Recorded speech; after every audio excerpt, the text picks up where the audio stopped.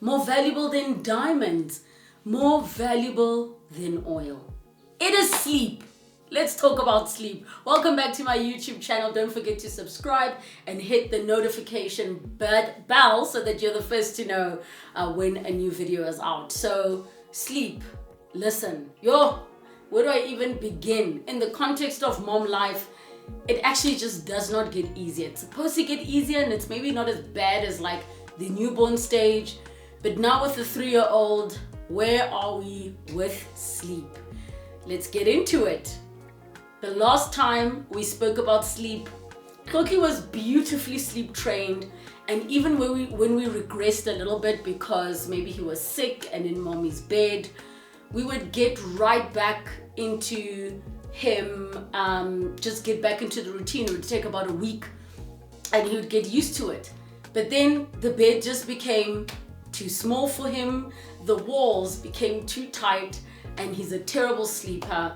After, Mukokeki had a green stick fracture and he needed time with mom, and then mom was unwell and away and in the hospital, he became clingy and he just ended up back in mom's bed. Now when it's time to be like, you need to go back to your own bed so I can rest, because it's not just him sleeping in the bed with me. He wants me to go to sleep when he goes to sleep with him, which sometimes means I need to, at 7 p.m, lay down, try not to fall asleep till he falls asleep, sneak out without waking him up, go and do my work, and then come back without waking him up, and then sleep. But that's where we're at the moment, is we are in the bed together. It is great for him. It's not great for me because little people don't sleep that well. But I've decided that this is a great opportunity to prepare a big boy room for him. So as we're speaking, we're still in the baby version of what his room is. And some of the things still get used quite a bit. I mean, he's got a wonderful library. We've cut down on toys. His area with his toiletries and that thing where we change his diaper, we still use that just because it's convenient to get him dressed there after bath time. But he's ready for a big boy room and a big boy bed, which means a single bed. And I'm not sure how that's gonna work once it's there, but we're gonna have to go back to the process of the sleep therapy. Now, he in his mind thinks that my bed is his bed. It's not his bed. He says it's our bed. It's not our bed. We're getting back into the zone here, right? And I'm slowly starting to talk him into, we're so excited. And I can't wait to tell you guys what the theme of his room is gonna be. And we will do a video and show you how we put it all together.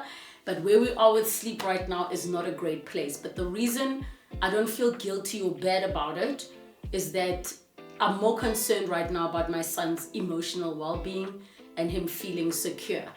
We have our little night routine, Auntie Sue, if she's bathing him or I'm bathing him afterwards, we choose a book together, we read, we pray for family, we give thanks, we say gratitude. Sometimes we sing, sometimes we phone family to say good night, and then it's lights out. I am doing my best to make sure Koki gets his 11 to 12 hours because you can see the difference when he's tired in the mornings. Sleep is still very, very important for the both of us. He gets cranky, but also you want him to take in as much as possible at school. So I can see the difference when he's had a late night and the difference when he hasn't had a late night. And there have been late nights where he just would not go to bed if I was not going to bed and I still had things to do. So I won't lie, there've been a night or two where I've been like, just watch this thing so I can quickly finish what I'm doing and then we can go to bed. But there's other nights where I have to suck it up and go to bed with him and you fall asleep and then you're like, need to wake up, it's 10, gotta do this, gotta do that. So it's a very difficult thing, but sleep is still a very big part of both of our lives. And again, Good Night Baby always says the most important thing is that everybody in the house needs to be getting sleep. So that's where we are at with sleep. I'm going to let you know exactly what's going down when we go back into the sleep routine. But the first thing I need to sort out is this room, upgrading to the big boy room.